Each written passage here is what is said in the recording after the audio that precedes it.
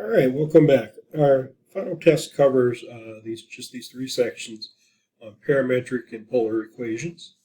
So the first thing we talked about with parametric equations was given a parametric equation, let's convert it over to an XY form, right?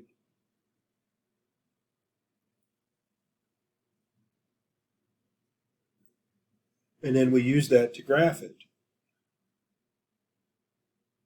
Instead of having to plot a bunch of points. But the big thing with parametric equations is we indicate the orientation. And parametric equations are a very powerful tool that give us a lot of ways to graph and deal with certain things that might be kind of difficult to graph and deal with in regular XY coordinates. Let's just consider an example here. X equals 4 cosine t, y equals 3 sine t. And so, for the most part, we generally just solve one of the parametric equations for t and then substitute it into the other. The big difference is, though, when you're dealing with expressions involving trig functions, we don't do that. Instead, we look at trig identities to help us write an equation. So look for an identity relating the trig functions we're dealing with. So in this case, we have cosine and sine. So we know that cosine squared plus sine squared is equal to 1. So if we solve the top equations for cosine and sine, we could write cosine t equals x over 4. Sine of t equals y over 3. Right? And then we can plug that information in. So we would have x over 4 squared plus y over 3 squared equals 1. Okay. In other words, we have the equation x squared over 16 plus y squared over 9 equals 1. We recognize this as the graph of an ellipse. Right, x squared over a squared plus y squared over b squared equal to 1. That's the equation of an ellipse, centered at 0. Remember, the larger denominator tells you which one's your major axis, in this case the x, and which one's your minor axis, in this case b. So we can come over here and we can make a quick rough sketch. Now this one I didn't write down an interval on my t. So sometimes you're going to have them, most of the time you'd have an interval. Probably should have written down t ranging from 0 to 2 pi. But here we are. X squared, so the major axis is length 4. So, 16. So major axis of length 4. 1, 2, 3, 4. Minor axis will be length 3. So we'll be dealing with this situation here. And so this is my ellipse, the full ellipse.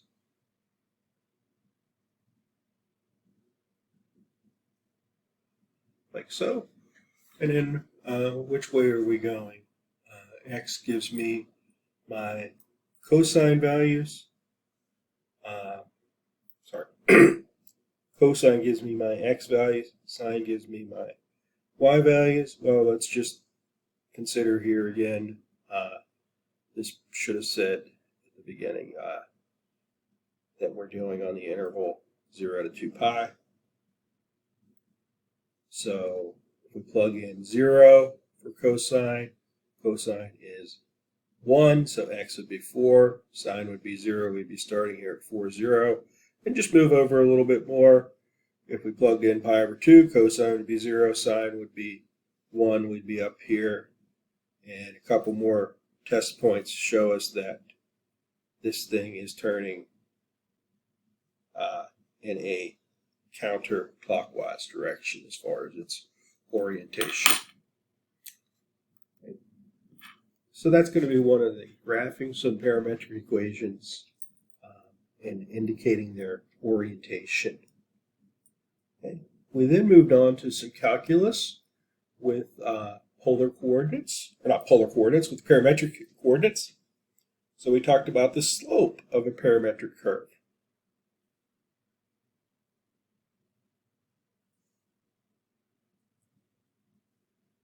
And so remember, the idea there was that the slope of the curve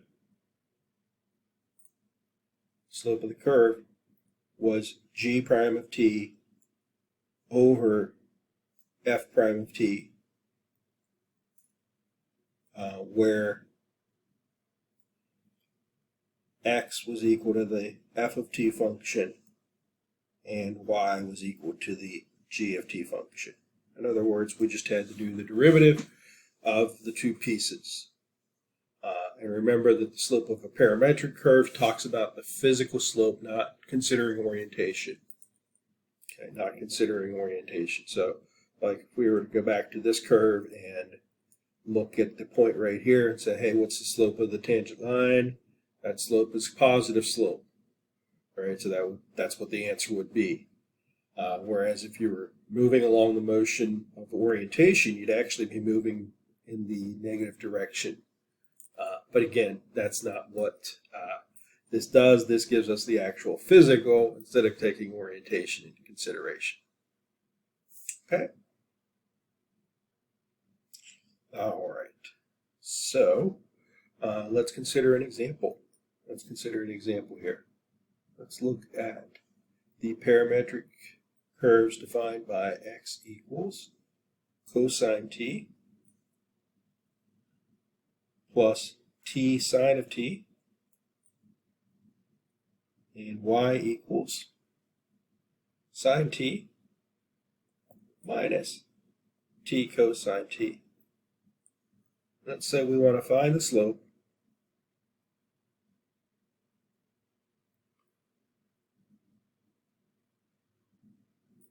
when t equals pi over 4.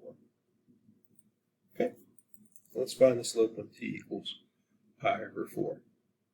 Okay. So we could go and graph these. In fact, why don't we do that? Just to recall, how do we graph something if we are graphing it on Desmos? Remember, in parametric equations, you would put your equation in, cosine t plus t sine of t, and then comma, that would be sine of t minus t, and then cosine of t.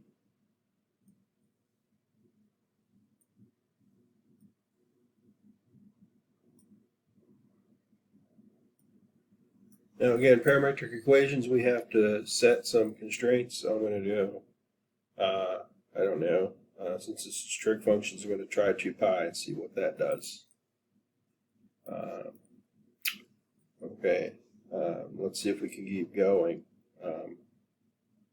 And we actually see, if I put some constraint on here like A, add a slider for it, what we're actually getting here is an interesting graph here. This is actually a spiral that's actually going to keep going on and on. Because it has the factor of t in there. As t gets bigger, this thing is going to continue to get bigger. So this thing will continue growing. But it grows in a spiral. It's going to grow in a spiral because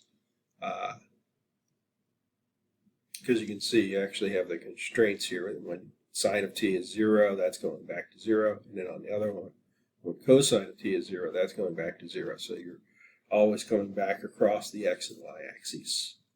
Okay, but other than that, you are scaling up bigger and bigger and bigger. So again, I can take my constraint guy here and make him go bigger, 20.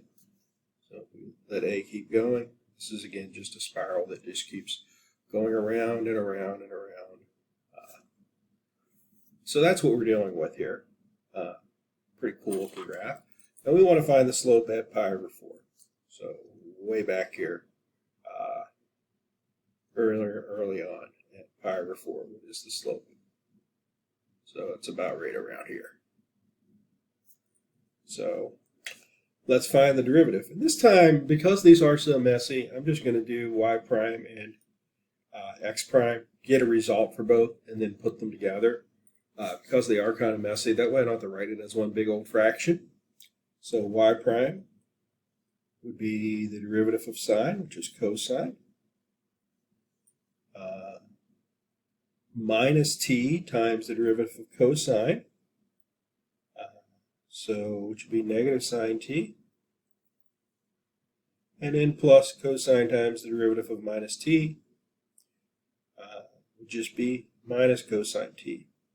So that actually just simplifies to be t sine of t.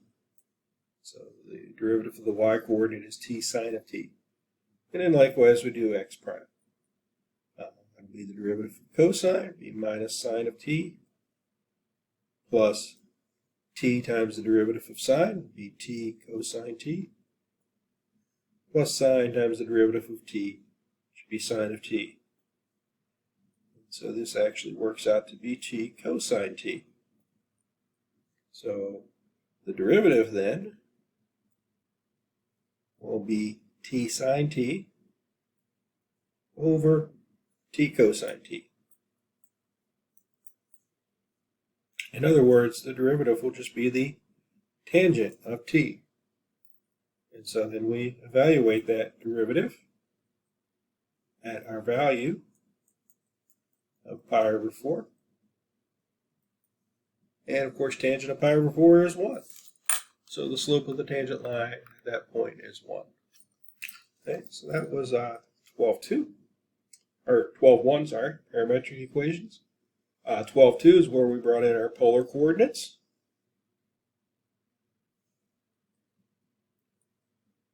Polar coordinates. So when you get into 12.2, you're going to be, first of all, asked to graph in polar coordinates. So plotting points and stuff, graphing points in polar coordinates.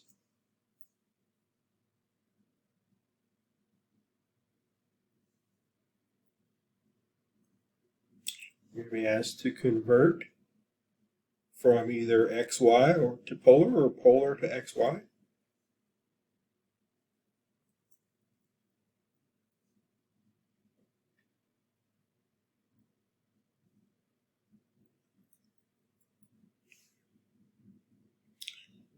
And then you're going to be asked to graph some equations in polar coordinates.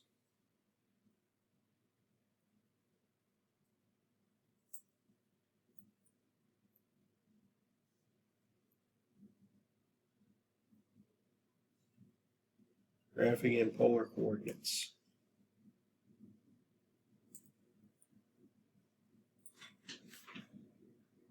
Okay.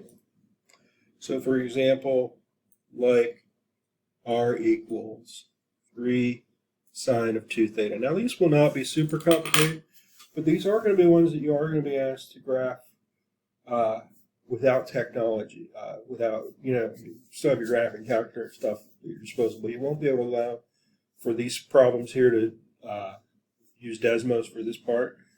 This test will actually be set up with 2 parts, one by hand and then second part with Desmos, and there will be a couple graphing questions like this where you are going to need to graph without having the Desmos available to you. So you do want to be able to graph these by hand.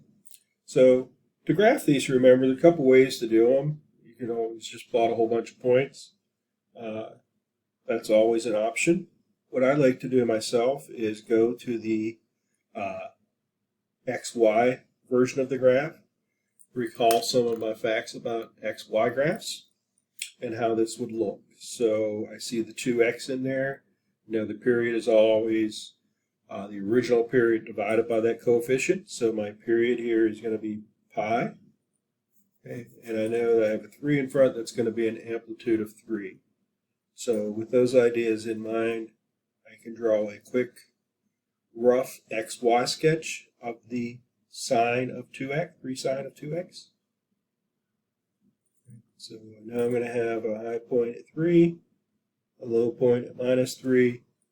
The full period again is going to be pi, but to graph it in polar coordinates, I will have to actually go all the way to 2 pi to make sure I'm not missing anything.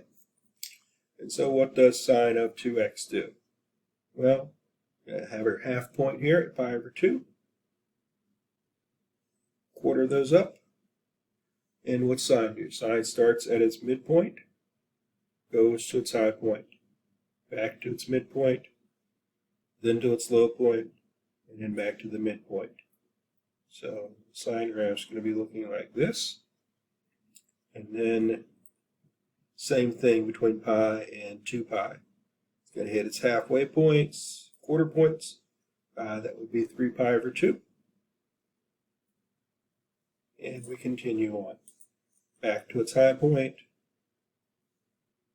back to its midpoint, down to its low point, back to its midpoint. Okay, so that's my basic graph. And then we're going to apply that now as we try to graph this in polar coordinates.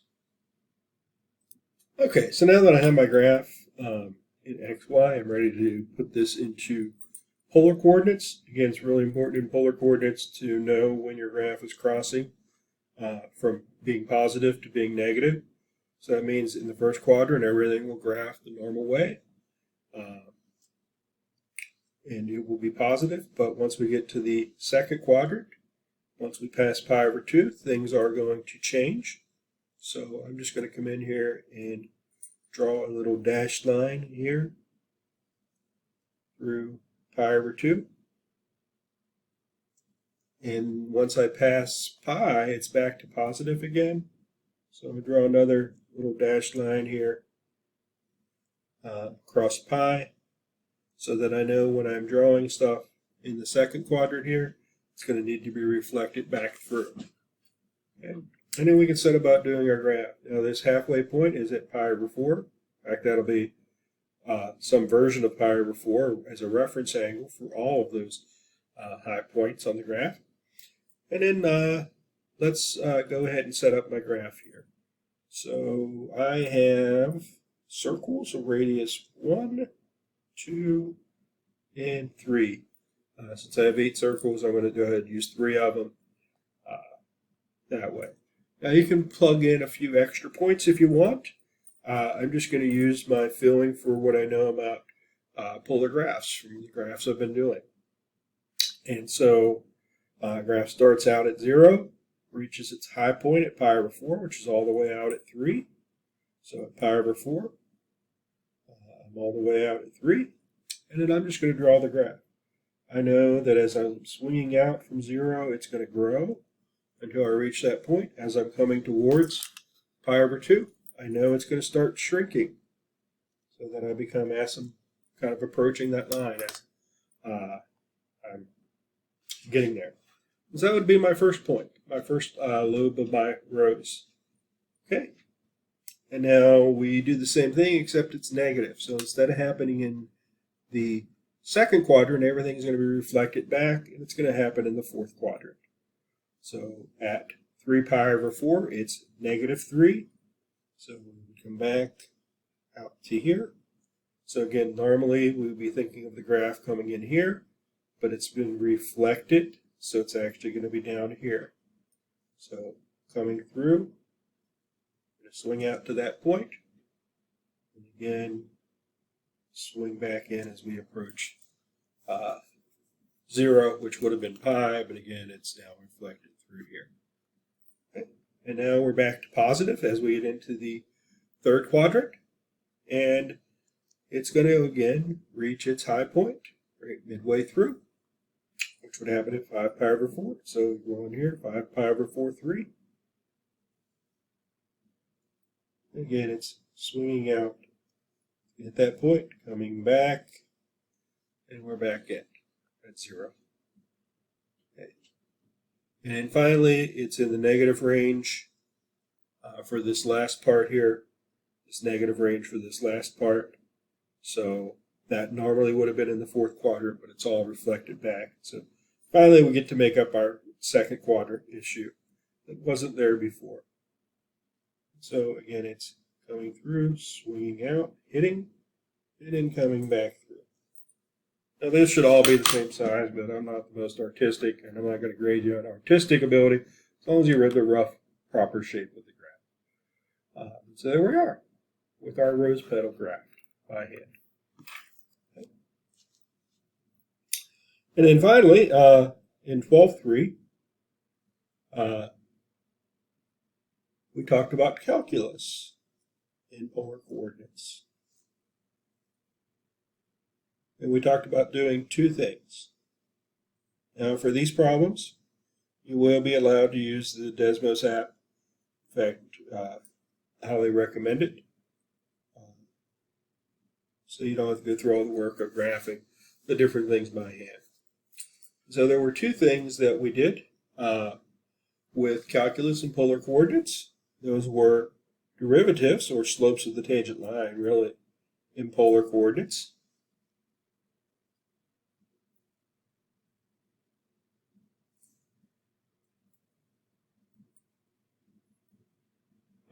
And remember, the idea here is if r is equal to f of theta, then x is f of theta cosine theta, and y is f of theta sine theta. And we treat that as like parametric equations. And so you can go back through our examples, actually we're in 12.3, where we talked about finding the derivative, right? So we can either use the formula, right, to do the derivative. We can either use the formula to do the derivative, or we can work it out by hand, right? Just remembering that we write them as parametric equations and then do the derivative of that, whatever that equation might be. Okay, so we did it kind of both ways. You can derive the formula for the slope of the tangent line formula if you want to, like that, or just again remember to write them so that they're parametric in the variable theta, and then just use that result. Okay, I want to do one final example here, which is another area example with area. Example with finding the area of a region. Okay, so let's consider an example here. Let's find the area of the region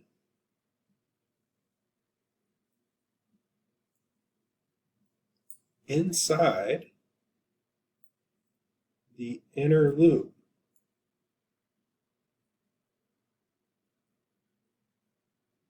of r equals cosine theta minus 1/2. Let's first of all go ahead and graph cosine theta minus 1/2 so we can see what we're even talking about here. That. So r equals cosine theta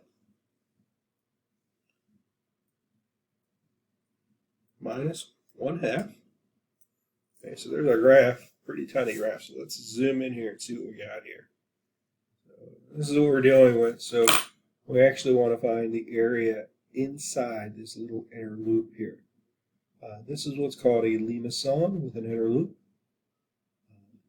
So limacons can have inner loops or not have inner loops. It just depends on how the equation's set up.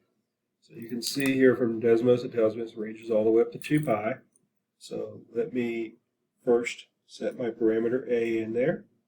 And I'm going to set a from 0 to 2 pi.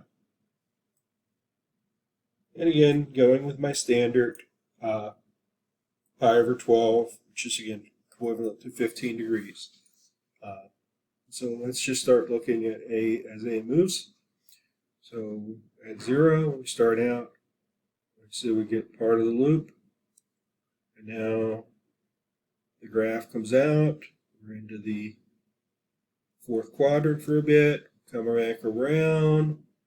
We're now into the first quadrant again, back into the second quadrant for a little bit, and then we finish off that loop. So when that loop happens is actually kind of disconnected, but what we can actually see here though is that this loop does come in. This loop does come in here, and it does complete half of its graph at whatever this point is here, which would be when cosine theta minus 1/2 first equals 0. It does equal 0 later on again. You see that happening right here as well. It's also hitting 0 as we finish up the loop. So we need to know when is cosine of theta equal to 1/2. Okay, well, a couple ways you can do that. If you're not up on solving your trig equations, you can always go back to the xy equation on Desmos and ask your question. When is that equal to 0? Cosine of x minus 1/2. When is that 0? And your first 0 value happens to be pi over 3. Okay. Or again, you could have solved the equation. Cosine theta equals 1/2. And we'd have gotten it that way as well. So it's just a matter of which way you're approaching. So pi over 3 is the value we want. And that gets us half of our loop. And we can see, though, it's symmetric, so we can just double that. So writing out our problem now, remember in polar coordinates, the area is the integral from a to b, which are angles, of 1/2, f of theta squared d theta. And so we put our information in here. Okay, we put our information in here. So let's see here. Area would be twice because we're doing half the loop, and then we're going to double it. So 2 times 1/2 of cosine theta minus 1/2 quantity squared d theta. So the 2 and the 1/2 cancel out, and this will actually be from 0 to pi over 3. Forget that. Integral 0 to pi over 3. And the 2.5 goes away. We're going to have cosine squared theta minus 2 times cosine times 1/2. So that'll actually just be minus cosine. And then plus 1/2 squared. Okay. Now, remember cosine is 1/2 of, cosine squared is 1/2 of 1 plus cosine 2 theta. 1/2 of 1 plus cosine 2 theta. So, writing that out, we would have integral 0 to pi over 3 of 1/2 of cosine of 2 theta minus cosine of theta. And we're going to have plus 1/4 would be 3/4 d theta. Now remember, to do the integration here, you would need another 2 to go with the 2 d theta. We don't have it, so we would give ourselves the 2, but also divide by it. So that will actually make that 1/4. Then we do the integral of cosine of 2 theta, which would be sine of 2 theta. Integral of cosine would be sine. Integral of 3/4 d theta will be 3/4 theta. It's evaluated between 0 and pi over 3. Okay, and so we start to work that out. 1/4 sine of pi over 3. Sine of pi over 3 is square root of 3 over 2. So that would be 1/4 times the square root of 3 over 2. And then sine of pi over 3 is simply square root of 3 over 2. And then 3/4 of pi over 3. 3/4 times pi over 3 And then everything else, when we plug 0 in, sine of twice 0 is 0, sine of 0 is 0, 3/4 of 0 is 0. That's all minus 0. Okay. So what we really have here is 1/4 of something minus 1 times something. Well, 1/4 of something minus 1 times something is negative 3/4 of that something.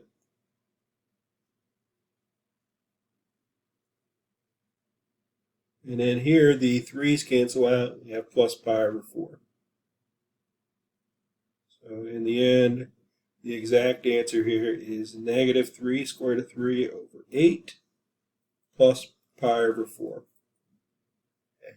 And then you can approximate that onto a calculator if you want, just to verify that, yeah, it is still positive. Negative 3 square root of 3, times square root of 3 divided by 8 plus pi over 4. We can see that we get 0.13587, 0.136 approximately. So again, the way your test will be set up is that you will have a set of questions that you're doing without having access to the Desmos. That'll be with the basic stuff, graphing some polar coordinates, graphing some stuff in parametric equations, and then you'll have the calculus stuff where you will be able to use Desmos to help you with graphing so you can figure out your limits and stuff. Okay, so that's a bit of a longer overview here. That is, in a nutshell, what's coming up with your final test there.